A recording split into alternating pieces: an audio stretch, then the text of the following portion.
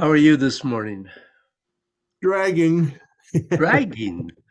Yeah. Well, it sounded like with flu and COVID, you must be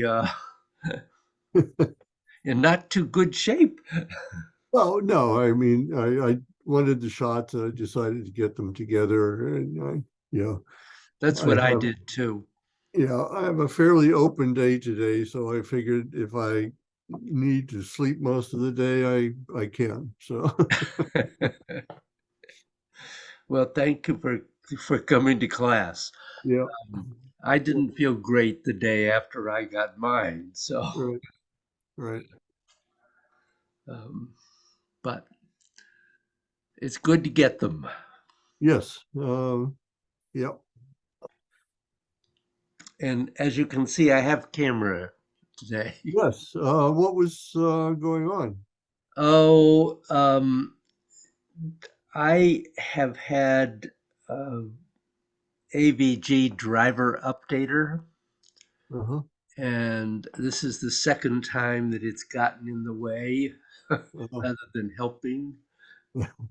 And so after Andrew helped me get back uh, up and running, we deleted that. Okay. Yeah. But I also have a new Logitech camera arriving today, so I'll not be 100% dependent on the one in the Yeah. Yeah. computer. So, Well, good. Sometimes I've eliminated a good number of things over the years that were supposed to help me with the computer. yeah. Yes, so have I. So have I. Um, um, I found AVG antivirus has been very good for me. Hmm. It has worked very well for that. But they keep pushing other products at you, Yes. Yeah. and I have found some of them have gotten in the way, and have Yeah. I don't seem to be learning that lesson very well. So, but with practice, I'll get there.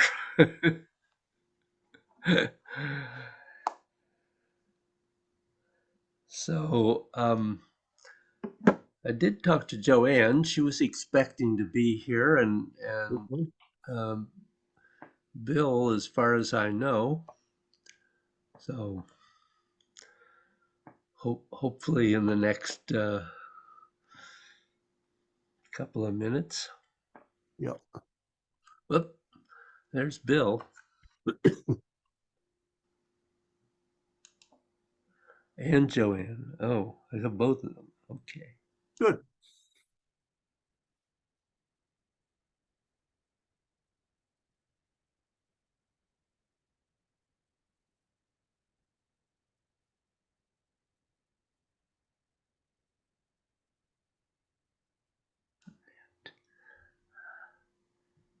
Okay.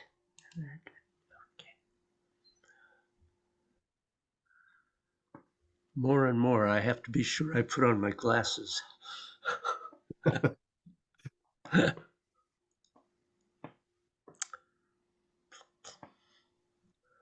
Oh, there's Bill Good Yep. morning. and There's Joanne. Joanne. Good morning. I think I'm here. Am I here? Oh, yeah, there I am. Yeah, yeah, you're You're here. here. No, I Uh-oh. knew I was Yeah. here. I couldn't find myself. Good. Well, good morning. Good morning. Yeah, really. Adam will not be with us today. He has a 9 o'clock managers meeting that he can't get out of. Yeah. And I do need to leave at 10 since I do need to get on the road to get to New York. So, Oh, okay. Well, Thank you for coming to class. yeah, I will come to class and yeah, no, like I told you last night, I try to work around it. Hopefully the traffic will agree with me. That's the main oh, problem. there's that. Yeah. Yeah. There's that. Uh, um, I might mention we will have class next week, but we will not have class the first week of November because I'll be in San Francisco. Okay, Okay. Okay, so we Uh-huh. will have it the 1st, but not the 8th. Right. Okay,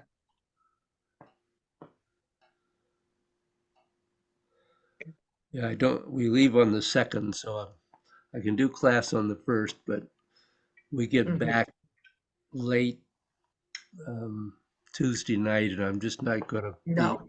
up Yeah, for class at 9 in the morning. Well, especially, it's not just the travel, but the jet lag. Just Oh, even yeah. the 3 hours gets you. Yeah. And I find now that I need a day to rest up after I travel. I'm Yeah. just not as resilient as I No. used to be. Yeah. We don't grow resilience as we get older. We grow like Totally. maybe some emotional resilience, but not physical. Right. You got it. That's for sure. Yeah. I always found it a lot easier traveling west than east because if you went fast enough, you'd get there before you left, you know. Yeah. True. Okay.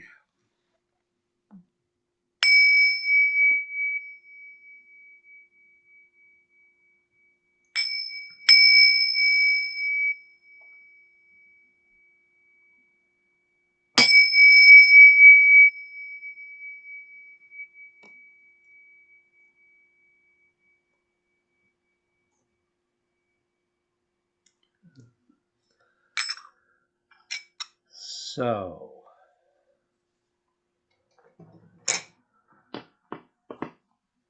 questions? Reports? I wasn't in class last week. I did read and watch most of the video. I find moving my scapula and all of that part actually quite easy. I always have. I was kind of in touch with that part of my body.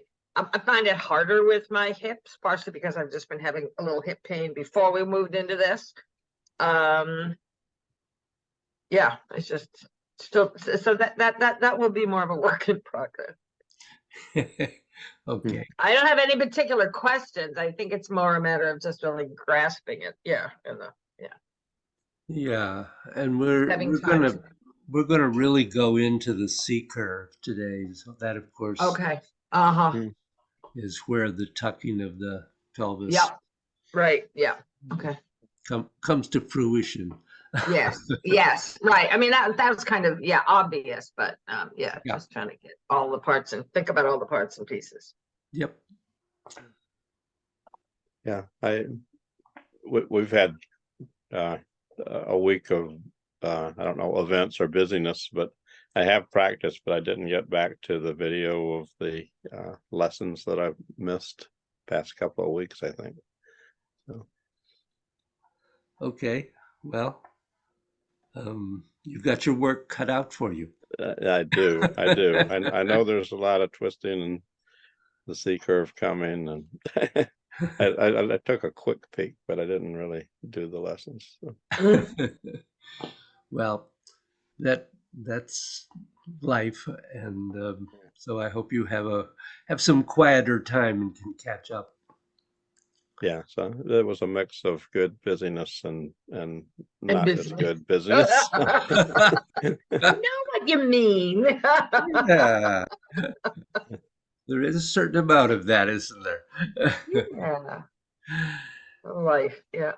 Anything for you, Bill Nagel?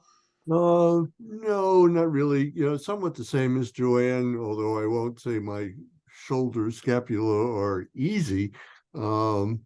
They are easier than getting in touch with my hips. Okay. Just that. I mean, as Joanne said, it's nothing specific at this point. Just a general realization that I'm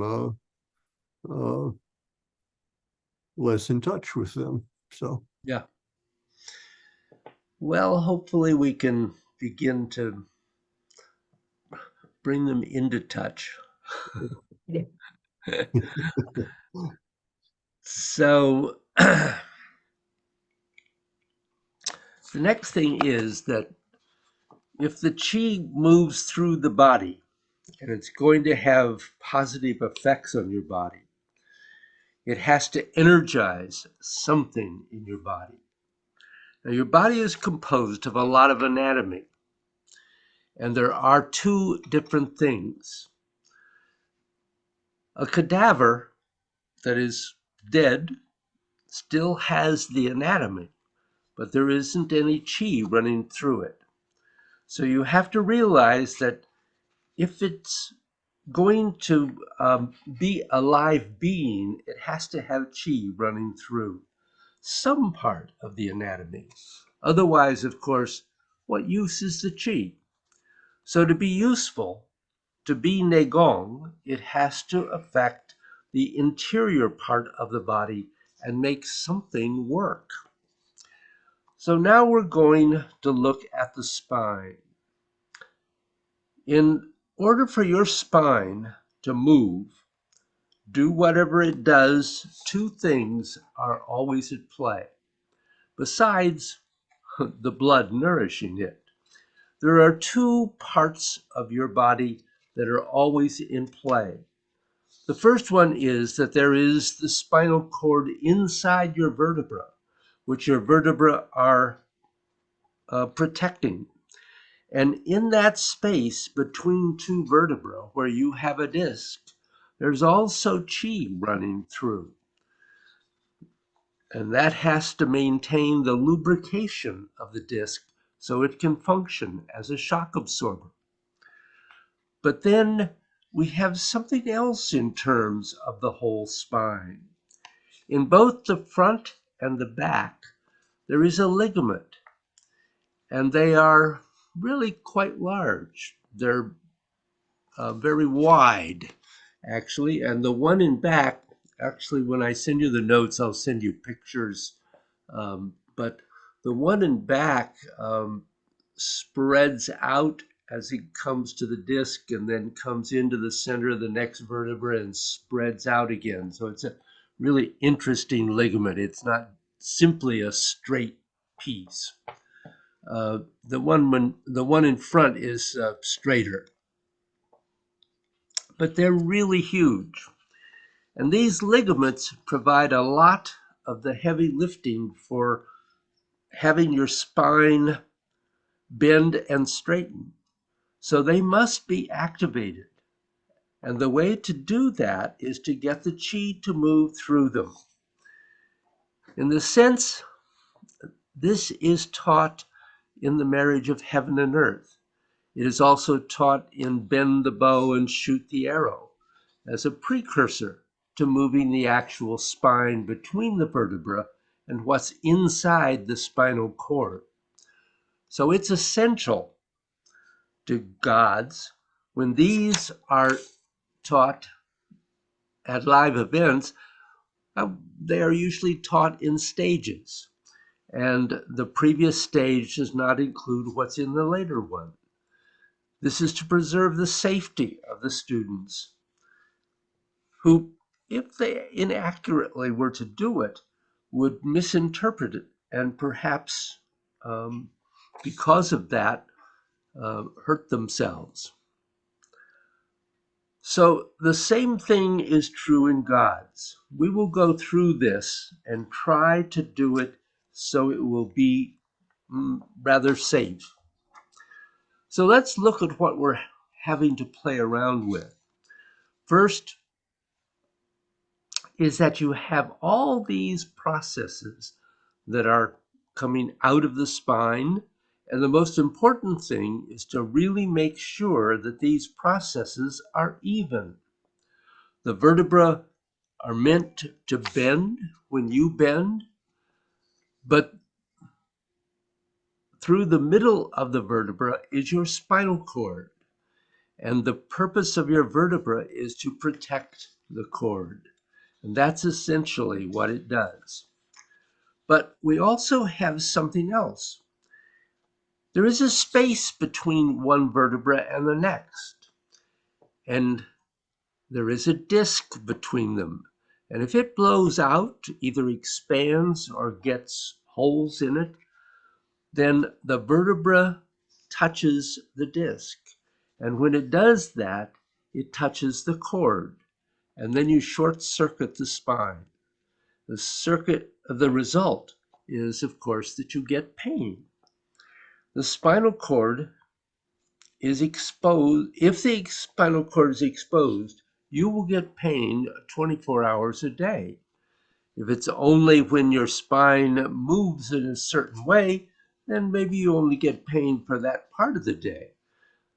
But the simple model of the whole thing is that the vertebra shall not touch the spinal cord.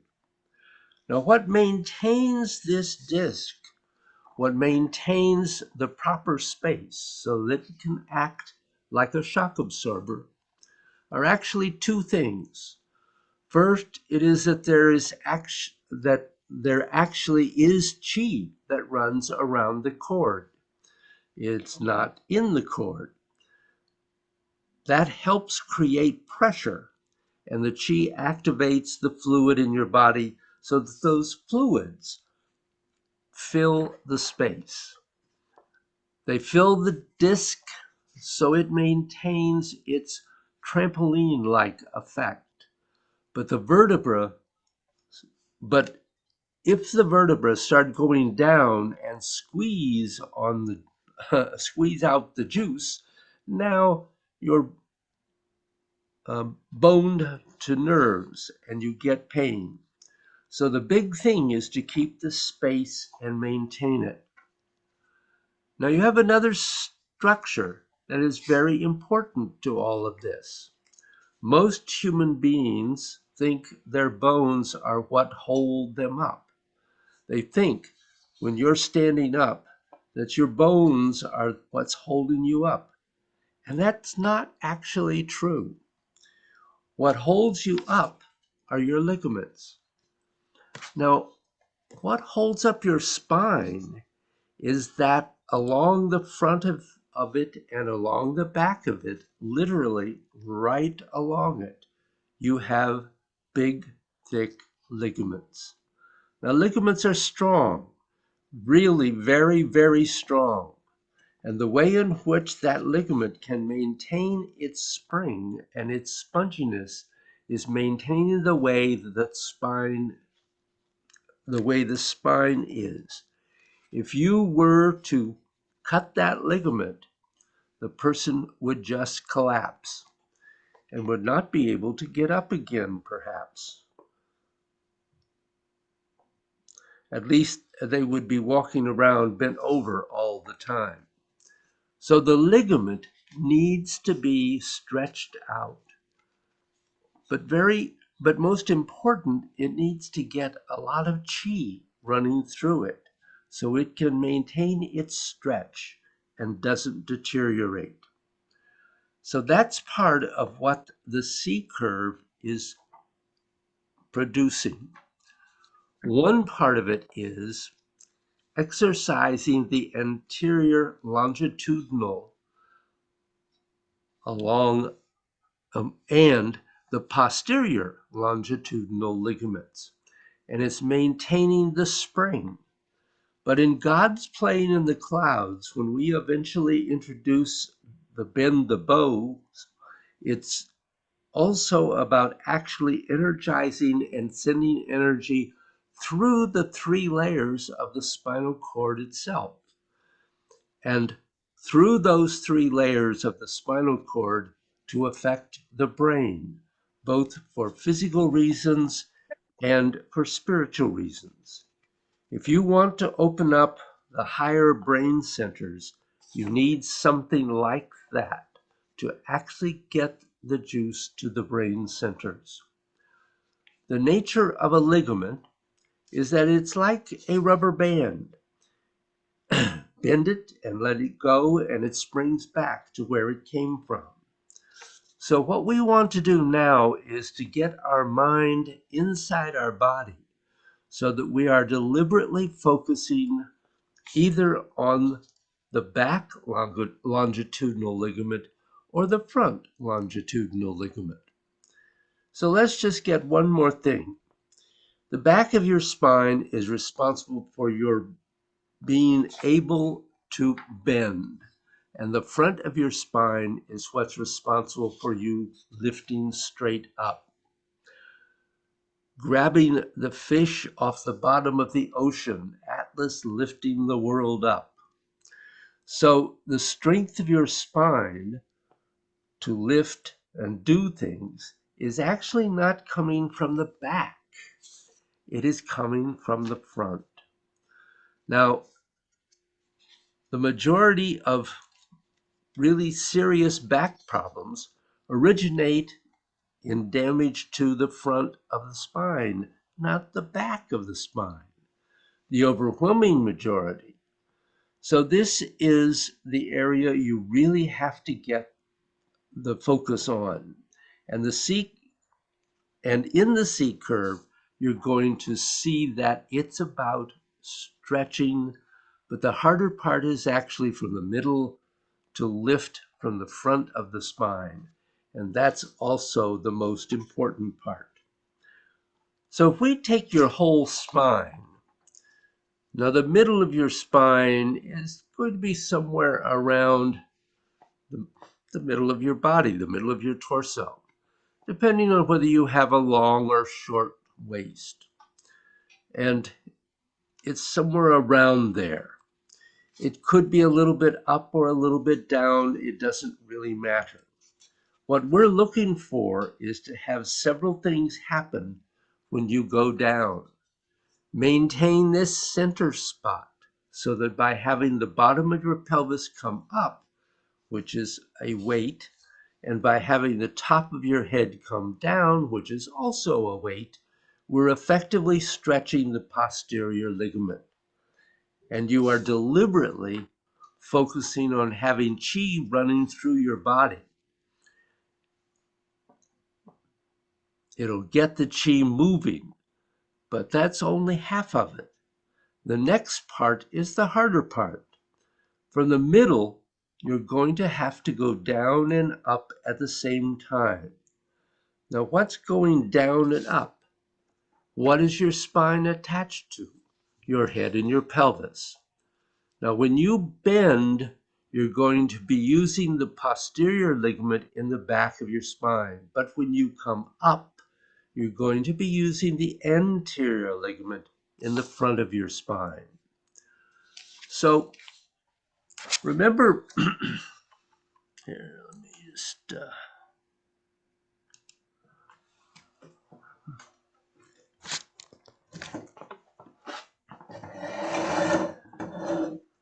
let me start here. So remember when we did the crane neck, we thought in terms of extending the head up and bringing the head forward. And then when we straightened, we really were thinking about bringing the head up and not back. And that's really important to be aware that you want it to go up. Now, when we talk about doing the C curve, we have the crane neck, certainly, but we also have a bend of the spine from the middle. So looking just at the top half for a moment, you're going to actually start from the middle, and it bends and results in the crane neck and a bend going forward, which is coming from the middle of the spine. And then when you straighten up, it's going up again, as we said. And obviously the bottom is doing virtually the same thing, in that from the middle, your spine is tucking under and bending as you bend. And then as you straighten, the pelvis is going down. You have to think of sending that energy down to your feet. So when we do the C curve, it is originating from the center of the spine now. And so both of those are happening at the same time. You're endeavoring to have the pelvis and the head move towards each other, moving from the posterior ligament. And then as you straighten, you're moving from the anterior ligament and thinking of going up and down at the same time.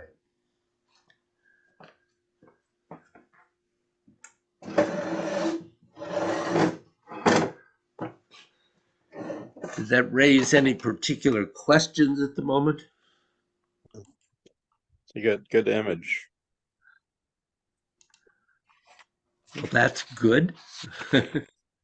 Yeah, it takes the whole, I'd been using the idea of your spine being a bow starting from the center, which you talked about many lessons ago. Yep. And this re-emphasizes that in a different way. Yep. So you want the pressure from the pelvis to go through your legs to your feet so that your pelvis is pushing on your feet. Just like when your head comes up, the crown of your head is pushing the sky above your head. So when you go down, you forget about the front of your spine. You only focus on the back of your spine. But when you come up, you only focus on the front of your spine and you forget the back of your spine. And that's how you make sure that the yang energy moving on the spine and the yin energy moving down the front of the body are evenly distributed. In Latin, the front of the spine is called the anterior and the back is called the posterior. Now remember why you're doing the C curve is that the earlier stage is working this with the spine, which is working more with the physicality. The later stage is working with the central channel, which is much more about working with the energy of the entire body. And one more thing, what's moving your spine is not your head and your pelvis. What is moving your spine is you're having the longitudinal ligaments move your head and your pelvis. But you must have the pelvis and head move, otherwise you're not actually getting the whole length of the ligaments, and that's what is required. So previously, when we learned how to do this, we were trying to get you into the giant thing of bending your belly and going up. Now we're actually starting to move into what precisely you want to be doing. Now, many people are truly not aware of their spine. So what I'm saying about making your spine straight from the interior part of the spine is difficult to understand and accept for some people. So I want you just to practice the C curve for a minute.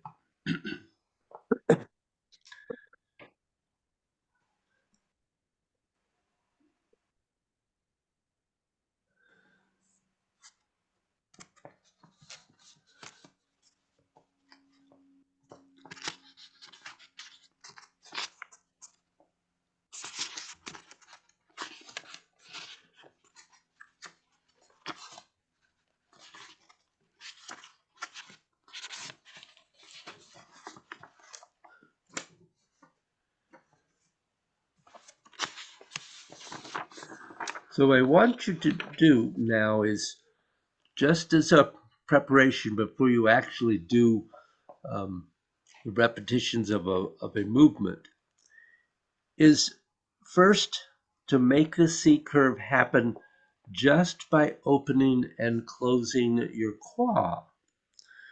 If you have a C curve, the head has to bend.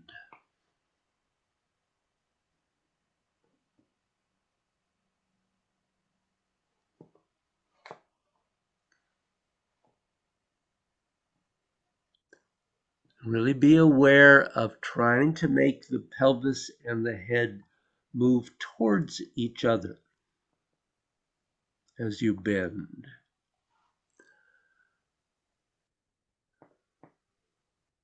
And also make sure you don't drop your chin. Maintain your crane's neck.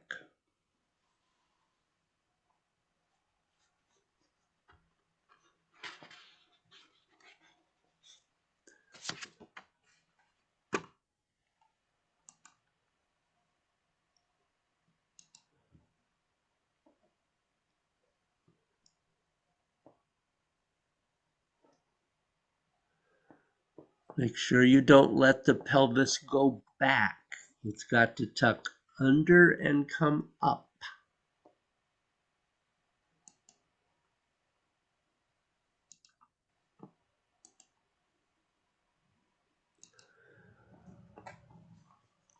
And try to make your C curve as big as you can.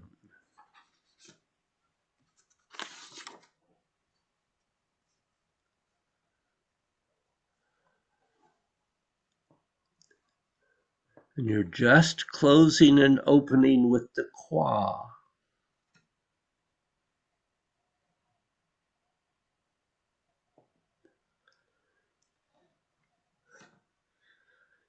And also make sure you don't collapse the midriff.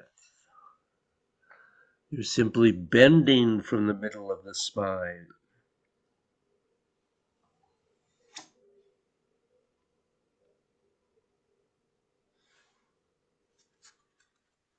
When your head goes up, your head does not want to go back. The crown of your head wants to go up.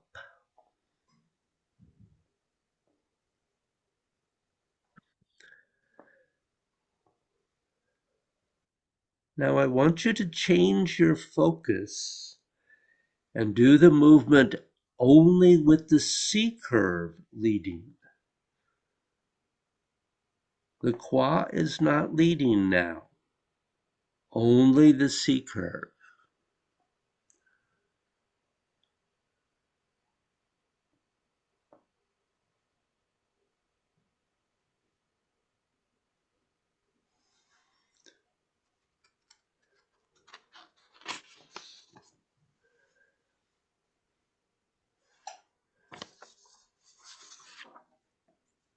We're working on the 4 different variations that can happen with this movement. Now I want your C curve to cause your quad to activate. So the spine causes the quad to start moving.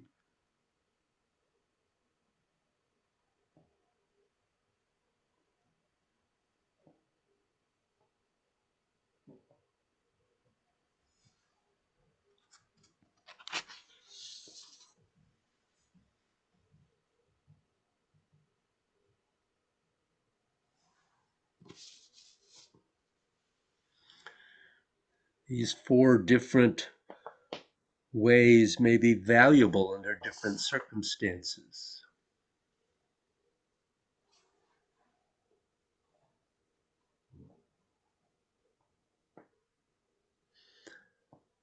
So now have your quad cause your C curve to happen.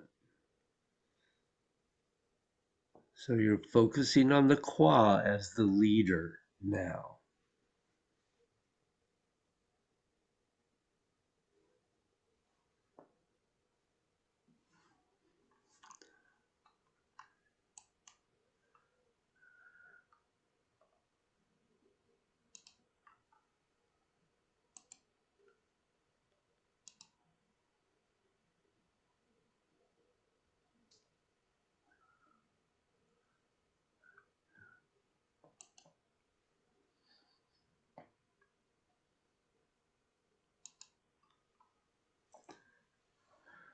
So do it one more time and then pause and relax.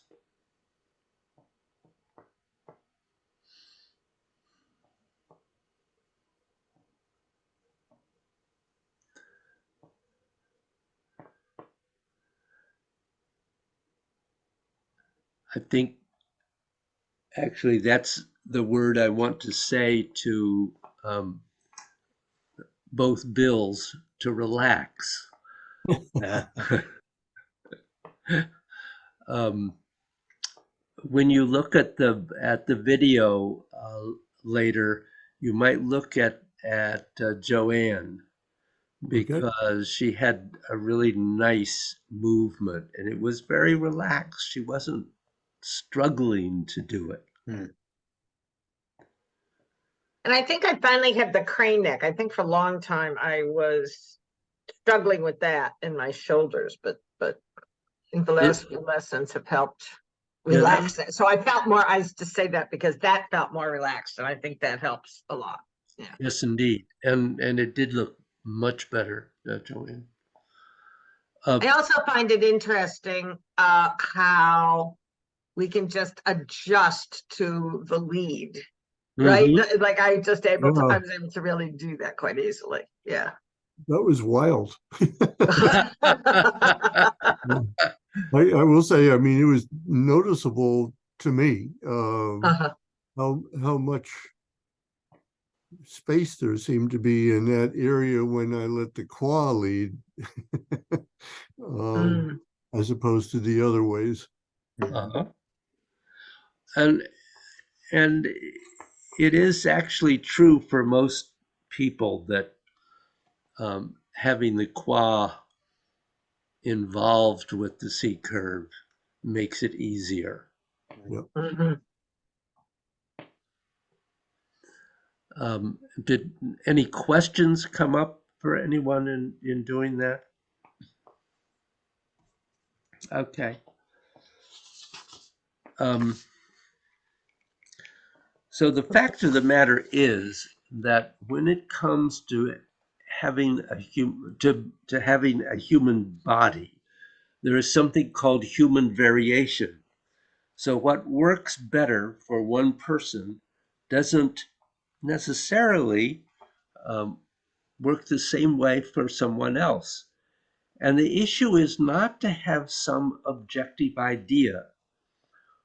This is easier and this is more difficult, but to actually, through your own experience, understand what's easier for you and what's more difficult for you. And always start with the things that are easier and work up to the things that are more difficult for you. If you do this, by the time you're able to do the most difficult stuff easily, you will have arrived at internal integration, which is the best thing that you can possibly get. You may find as you're doing it and focusing more on one aspect and then another, the qua leading or the spine leading, you may find out a lot about yourself and come to the optimum way for you to do it. Now look at it this again. You're always constantly bending and straightening your arms in God's. And when you have this together for movement 4, you want to try and integrate that into all other movements of God's. But when you integrate it, go slowly in the beginning. There is just a certain amount of time that it takes for doing the C curve and working your anterior and posterior ligaments. It just takes a while to get used to it. Every new format your body's in, every new format your body's I'm sorry, in there are slight adjustments. But once you have got it smooth, Great. Once you have got it smooth, great. Move on to the next one. Now, there is a central point of confusion that can occur.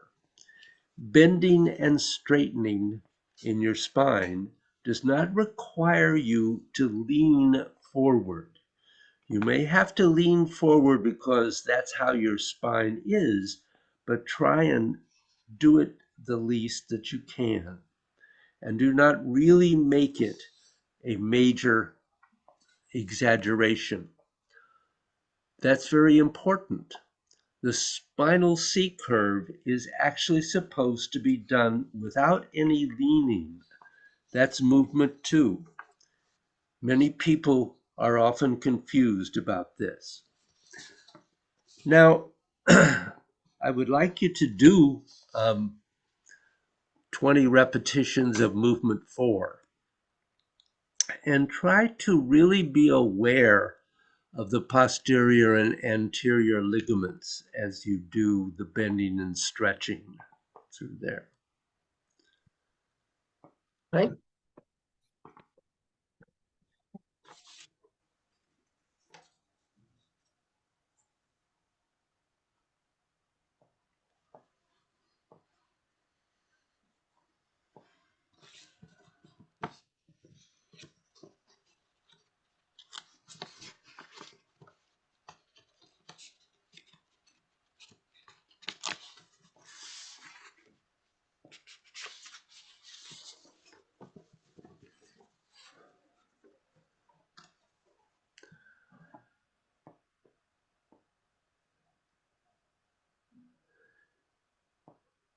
And remember, your C curve is coming from the middle of the spine, driven by the ligaments.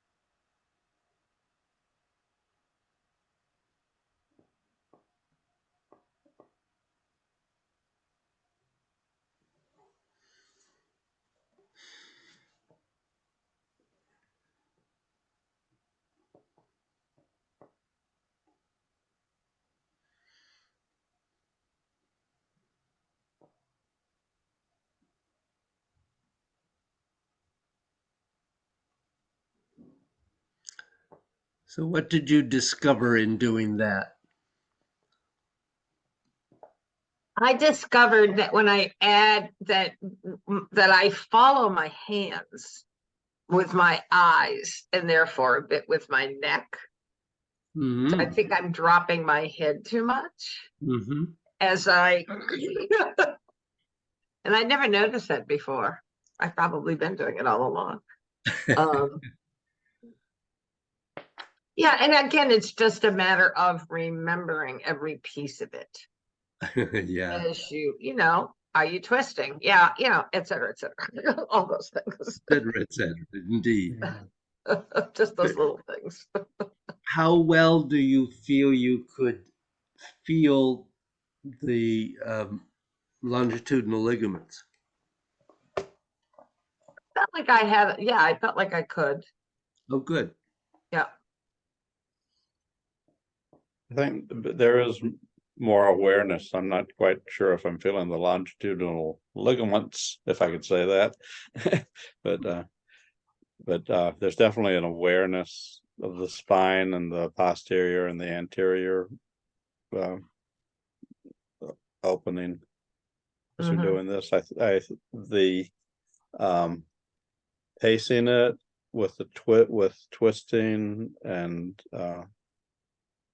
is difficult. I tend to, maybe do the twisting all at once and then come down, or it's Yep. just having it be gradual through the whole thing, and having each part be gradual. Mm. It's in sync Mhm. is tricky, and letting go of tension related to sort of snapping thing, doing it in jerkiness versus gradual is my challenge. Yep. And I would say, well, I've been fighting the tendency to stand up straight too fast. Mhm. For and this really helped because I had to be aware of my head on one end and my pelvis on the other end, and what they were doing. So instead of this thing, it was more of that. Uh, and that was a new sensation. So, Mhm. and a good one. Good. So,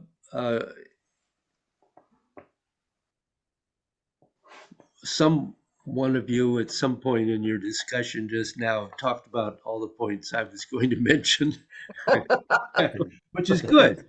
Collective wisdom. Or Good. experience, anyway. That's a good Yeah. thing. We try to pay attention, You obviously have. Um, the being clearly aware of the bending and straightening of the arms and the legs is really important here because this is a difficult movement in a way, in that if you don't lengthen all the way to the top, then you don't have the space to keep Right. bending all the way to the bottom, to your dantian. And so I just suggest everyone kind of look at that and make sure that you're clearly feeling that now that we have um, added this. I found that the awareness of the ligaments was in the spine was really helpful in I guess coordinating the bending and stretching, Mhm, mhm, mhm. getting it to work logically with the movement of the body. David, do you have an anatomy book or some kind of diagram reference that you refer to when you're, I know you're very well versed in anatomy, skeletal and ligaments and so forth. Do you have a reference that you would recommend that we could look at and study that as sort of amateur anatomists? Um, gosh, there, yes, and I'm unable to say the title of it at the moment. Um, yes, when I went to massage school, I did have to study a lot of anatomy. Yeah. Mhm. Um, and fortunately, I did very well with that. I enjoyed it. I liked studying anatomy. More recently, I really use the internet Yeah. because there is such Mm. a huge amount available. Mm. If you actually, if you enter the posterior longitudinal ligament, um, the first picture that comes up, I think, probably is the one that I'm going to be sending to you in the notes anyway. But Oh, um, okay. there are any number of Mhm. examples out there. So um, it can be helpful, yes, to have a single book, but quite frankly, the range available on the internet is huge. Mm. Okay, thank you. Um, so, any other questions about the C curve? I think the one of the hardest parts is getting the movement of the pelvis. Mhm. You've worked on the crane's neck for a long time, and so you all um, have kind of a head start on the top half. And we worked on the pelvis, but really making sure um, when you look at yourselves um, on on the pictures here on when you look at the video, um, try to see if you can see what your pelvis is doing. Um, I should have asked you all to turn sideways as Bill Mm. Dingle did because that shows it a little more easily. But um, I think getting the pelvis to tuck up and then really go down when it straightens as you straighten the back um, is really important because that opens up that whole flow down through the lower part of the body. So, But David, just yeah, double check on that. But when we come back up, just like we're not trying to put our head back, we're also not trying to put our sacrum back, right? So that there's yes, still that kind of, yeah, there's still a tuck. It's just a tiny tuck. yeah, Is that right? it's whatever tuck you can do. Okay. Everybody, as I just said, we have human variation. Yes. Yeah. Um, Uh-huh. and Adam, being younger and probably more flexible than any of us, probably can do more of a tuck than um, those of us who are a little older. No, yeah, I can do a tuck. Yeah. Um, the thing to focus on is doing it from the ligaments, not from the muscles of the pelvis and neck. Uh-huh. Yeah. Because when you can really feel that ligament moving, it's amazing the power of that anterior ligament when you straighten, when you actually can tune into it. Um, it's kind of eye opening. Um, Mm. so I think that as you practice this and can develop your awareness of the ligaments, it will increase the power of the movement. The power of the movement to move the energy is really what we're looking for. Yeah. Yeah. One question and one thing Sure. that I had in the way a little bit was breathing, inhaling and exhaling, and Mhm. I still sort of reverse my breathing, but could you comment on that a little bit? Just a little. Keep doing it. Or is that another 5 lessons? Keep breathing. Uh, Keep breathing. um, at this stage, I think the thing I would say is to work with it both ways and see which way works best for you. Do you understand what I mean by that? Yes, yeah. Um, I know the way that works best for me, but that isn't necessarily what's best for you.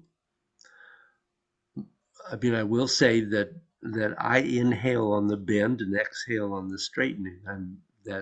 Just that's the most common alignment. But I also have a student who does not find that to be the most effective way to breathe. And she has found doing it the other way um, much more effective. Hmm. So we're far enough into this that you can begin to explore a little with breathing. You might find that doing it uh, opposite from the way I do it works better for you, and that's fine. It is what functions best. Hmm. That's right. It's not, there is not a rigid rule. Practice, practice, practice. That's That's the right. rigid rule. That's the rigid rule. That's right. That is the rigid rule. Absolutely. Okay. Well, thank you very much. All right. Thank you. David, See you fight the next. good fight, Joanne. Oh, Have a good trip, Joanne. yeah. Thank you very much. Yep, I will. Yeah, I'm going to New York and then I head to Pennsylvania for a conference. So Oh, where good. I'm on a panel. So I like Pennsylvania. It'll be pretty. It'll be warmer down there too. Oh, good. Of course, we're warming up here this week. We are. I know it's crazy, huh? But Yeah. anyway. All right. All Very right. good. Take care. See ya. Bye-bye. Bye. Bye.